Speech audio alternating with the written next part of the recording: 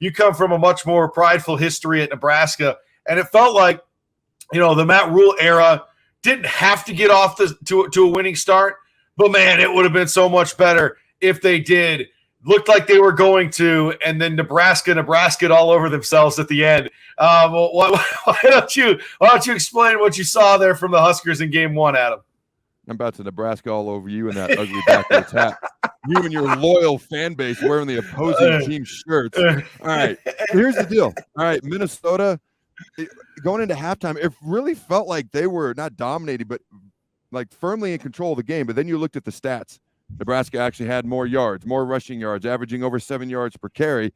And after the first quarter, and this is why it felt like Minnesota was in control of the game, they had the ball for 11 minutes. Nebraska had it for 4.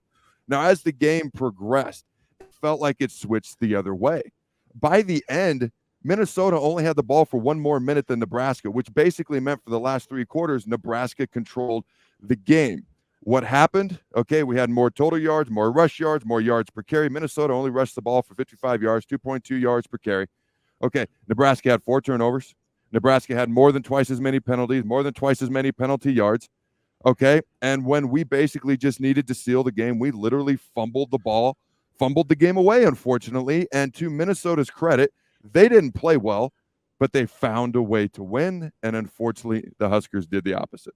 Yeah, and unfortunately for Nebraska fans, it feels like the same old story, but there's a different guy as your head coach. So there's that what if, how does it happen now with a loss now going against Colorado?